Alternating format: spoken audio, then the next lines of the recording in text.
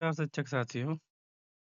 पिछले वीडियो में हम हिंदी साहित्य के इतिहास के बारे में चर्चा कर रहे हैं। तो पिछले वीडियो में हम 3-4 चीज़ों पे चर्चा कर चुके हैं, जैसे कि हिंदी साहित्य का विभाजन क्या था?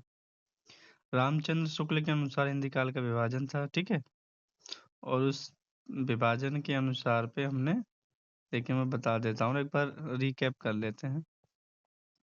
विभाजन जो था इस तरीके से था, ठीक है? आदिकाल जिसे हम वीरगाथा काल कहते हैं, भक्ति काल और रीति काल और गद्य काल। गद्य काल को इतने भागों में बाँटा गया है, ठीक है?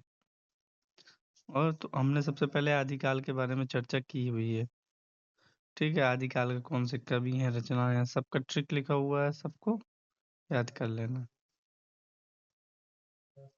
इसके बाद भक्ति काल पे हमने चर्चा की, ठीक है?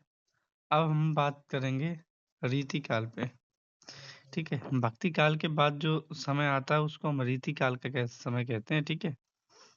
कई बार इसका समय भी पूछ लेता है, तो आप ऊपर लिखा हुआ है तो आप उसको देख लीजिएगा, ठीक है?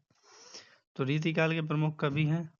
पहले तो आप कोशिश करिए कि ऐसे ही याद हो जाए, नहीं याद होता है तो आप ट्रिक का भी लगा सकते हैं कि भिखारी की सेना ने ट्रिक है कि भिखारी की सेना ने बिहारी दास को भूखा मारकर आनंद लिया, ठीक है? तो भिखारी की जो सेना है, उन्होंने बिहारी दास को भूखा मारकर आनंद लिया। ये ट्रिक है, भूखा मारकर आनंद लिया।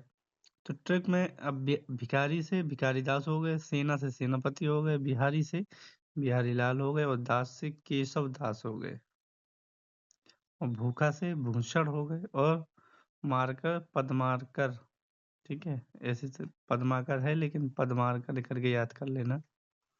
और लास्ट में है घनानंद। तो रीतिकाल के ये तो हो गए प्रमुख कवि। पहला बिहारी लाल, भूषण, केशव दास, पद्माकर, घनानंद, बोधा, ये नहीं आए हैं उसमें, ठीक है? लेकिन बोधा और शूदन, इसके बाद दो जोधराज, सुखदेव मिश्र, काफी सारे हैं और हैं, ठीक है? लेकिन ये इनकी रचनाएं ज्यादा पूछी जाती हैं। केशव दास जी की रचना ज्यादा पूछी जाती हैं, ठीक है? तो हम चर्चा कर लेते हैं इनकी जो रचना है उस पे हम चर्चा कर लेते हैं। इनकी पहली रचना रामचंद्र का, ठीक है? जहांगीर जसचंद्र का विज्ञान गीता छंदमाला, ठीक है? तो इनकी ये 4 रचना है जिसमें रामचंद्र का और जहांगीर जसचंद्र का, ये दोनों बहुत पूछी जाती हैं, ठीक है? इसके बाद बिहारी सस्सई जो कि बिहारी सस्सई है जो कि बिहारी लाल की है। इसके बाद घनानंद की है। घनानंद ने बहुत कुछ लिखा हुआ है। आनंद घन के नाम से भी जाने जाते हैं।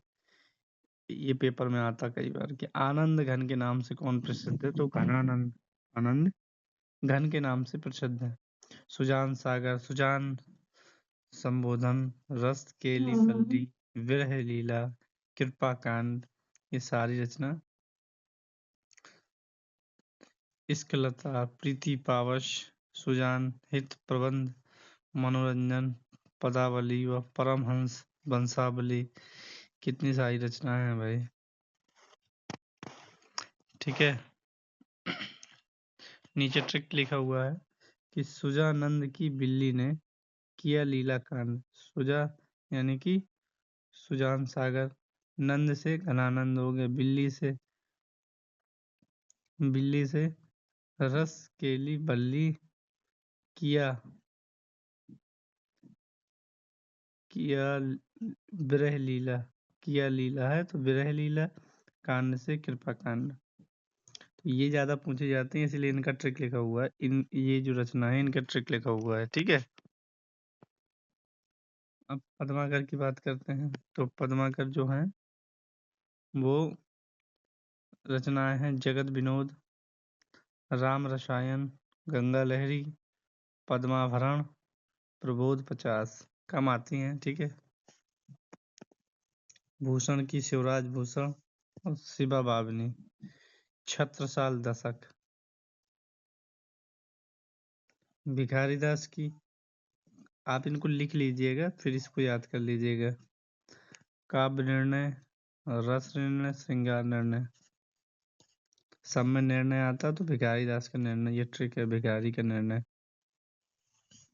सेनापति, कवित्त, रत्नाकर, काव्य, कल्पद्रुम, कम आती हैं ये सब, ठीक है। तो ये इतने में रीतिकाल का था, ठीक है। गद्य गद्य काल शुरू हो गया रीतिकाल के बाद, ठीक है। तो गद्य काल भी करेंगे अगली वीडियो में, ठीक है। तब तक के लिए धन्यवाद।